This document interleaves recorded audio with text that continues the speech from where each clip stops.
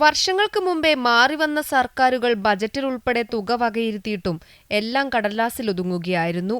കഴിഞ്ഞ LDF സർക്കാർ അവസാനകാലത്ത് ഒരുവിധം കേസുകളെല്ലാം ഒതുക്കി പൊറ്റമ്മലിലെ 34 സെന്റിൽ മിനി സ്റ്റേഡിയം നിർമ്മാണത്തിന് തുടക്കമിട്ടു.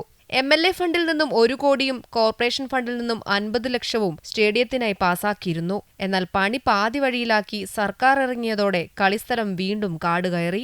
UDF സർക്കാർ വന്നതിന് പിന്നാലെ സ്റ്റേഡിയം പണി പുനരാരംഭിക്കുമെന്ന് സ്ഥലം MLA വാക്കു നൽകിയെങ്കിലും പാഴ്വാക്കായ സാഹചര്യമാണ് നിലവിലുള്ളതെന്ന് വാർഡ് കൗൺസിലർ ടി റെനീഷ് ആരോപിച്ചു. നിലവിലെ സൗത്തിന്റെ MLA ഇവിടെ ഒരു യോഗം വിളിച്ചിരുന്നു, എല്ലാ കൗൺസിലർമാരുടെ യോഗം. ആ യോഗത്തിൽ ഞാൻ ആവശ്യപ്പെട്ടിരുന്നത് ഇത് മിനി സ്റ്റേഡിയം പ്രാവർത്തികമാക്കാൻ പൂർത്തീകരിക്കാൻ സംസ്ഥാന സർക്കാരിനോട് ഈ ബജറ്റിൽ പണം അനുവദിക്കണമെന്ന് ആവശ്യപ്പെട്ടിരുന്നതാണ്. അദ്ദേഹം എല്ലാ കൗൺസിലർമാരുടെ മുന്നിൽ അത് പരിഗണിക്കുമെന്ന് പറഞ്ഞു. പക്ഷേ അദ്ദേഹം സാധാരണ ചെയ്യുന്ന പോലെ നാവുകൊണ്ട് ബിരിയാണി വെക്കുക അല്ലാതെ അദ്ദേഹം അത് പ്രാവർത്തികമാക്കിയില്ല എന്ന് ഈ ബജറ്റ് പ്രഖ്യാപനത്തിൽ നമുക്ക് മനസ്സിലായി.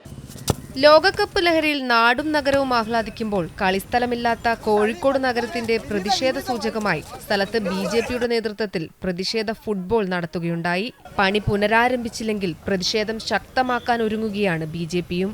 ഫുട്ബോളിനെ ഏറെ സ്നേഹിക്കുന്ന നാടാണ് കോഴിക്കോട് ജില്ല. പക്ഷെ ഒരു ഫുട്ബോൾ ഗ്രൗണ്ട് തിരഞ്ഞാൽ ഈ നഗരാതിർത്തിയിൽ അത് കാണാനില്ല എന്നതാണ് ഏറെ ധർമ്മസങ്കടം. കോഴിക്കോട് കോർപ്പറേഷൻ പരിധിയിൽ പൊറ്റമ്മലിൽ ഒരു ഫുട്ബോൾ ഗ്രൗണ്ട് വേണമെന്നത് ഏറെ നാളത്തെ ആവശ്യമായിരുന്നു. ഇപ്പോൾ നിലവിലത് BJP പ്രതിഷേധത്തിനിറങ്ങുകയാണ്. ഫുട്ബോൾ തട്ടിയാണ് ആ പ്രതിഷേധം. ക്യാമറമാൻ ദീപു മാന്നാറിനോടൊപ്പം രേഷ്മ സുരേന്ദ്രൻ, അമൃത ന്യൂസ്, കോഴിക്കോട്.